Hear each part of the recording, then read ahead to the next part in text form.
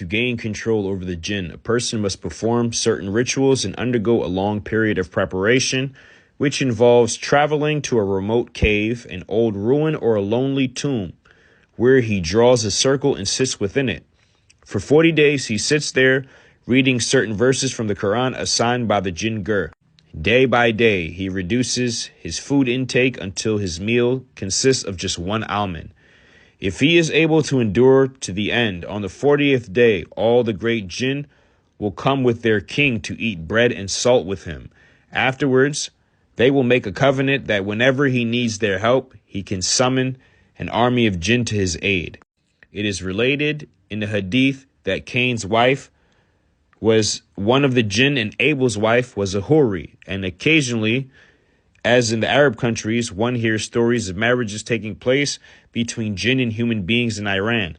Donaldson claimed that she heard a story of a man in Nishapur in the 1930s who was reputed to have a jinn for a wife. Now that passage there, that brings a whole lot of shit to mind. Moses, Elijah, and Christ, they all fasted for 40 days while being in the wilderness. Like Moses and Elijah fasted or while or on the way to Mount Horeb. And Mount Horeb is at times used interchangeably with Mount Sinai.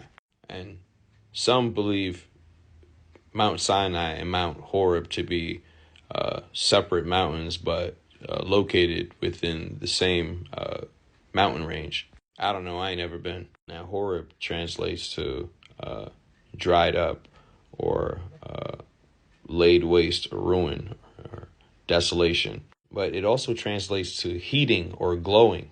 Heating or glowing, right? Like the sun. Shining one. Burning one. Now, Moses fasts for 40 days and comes down with the commandments, right? It's just like a contract, right? A contract agreement. Look, this is what the rules are. Here are the laws of the game. Elijah retreats into the wilderness because he's running from Jezebel. She's trying to kill him. And angel comes to him twice and gives him food, right? Bakes him like a cake from coal and gives him water in a jar. And he like eats it and drinks it and then comes back another time and feeds him again. Says like, you need to feed yourself for this journey. And then for the rest of the journey, right, he doesn't eat or drink, right? The cake and the times that everything that he's eaten sustains him for the 40-day period that he's traveling to Mount Horeb. So where on the 40th day, he hears the voice of God.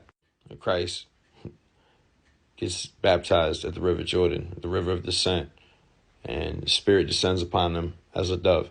Then he goes off into the wilderness, right, to see Azazel, the scapegoat of God, who's also the one strengthened by God, right? Because Christ plays that role, right? Attempting to reconcile the differences, right, of the cosmic conflict, right? The Spirit of God, but also the scapegoat of God, who's also the one strengthened by God. The goat offered up to God, and the goat who the sins of the people are transposed onto or transmuted onto and cast out and sent into the wilderness, sent to Azazel. So he goes into the wilderness and gets initiated. What a lot of people fail to realize is that the devil doesn't just come to anyone. The devil only comes to those who call to him. What he's doing is he's performing the great work. He's initiating, because the devil is an initiator. This process of fasting for 40 days is an initiation. It's a process of purification. It's a process of death and rebirth, of spiritual death and rebirth. A sacred process of achieving transformation from being the mundane into the sublime, or opening doors to bring the sublime to the mundane, or awakening to realize that the sublime has always been in the mundane.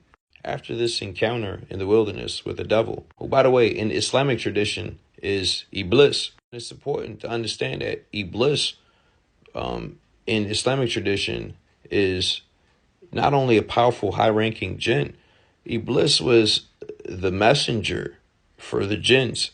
Like in Islam, the messengers are of higher ranking, right, in the hierarchy than just like prophets, right? You have prophets And they're favored by, Allah subhanahu wa ta'ala, but like the messengers are highly favored, right? They're some of the closest to Allah subhanahu wa ta'ala, right? Messengers usually come with a book. Moses or Musa with the Torah, Christ or Isa with the Gospels or the Injils, and Rasulullah Muhammad sallallahu alaihi wasallam with the Quran. Yeah, these encounters in the wilderness or the desert, and jinns are known to dwell in the desert. Azazel is known to be a desert dweller or a desert demon. It's creation shit, man. It's a mystery. And these rites, anybody could do this shit. Any one of us can do this if you bear the will. You too, if you bear the will. You can initiate and you can establish a covenant with jinns if you bear the will. It ain't for everybody, but for those who it's for, it's for you. Shit ain't easy. as you've read, you know what I mean? It ain't simple.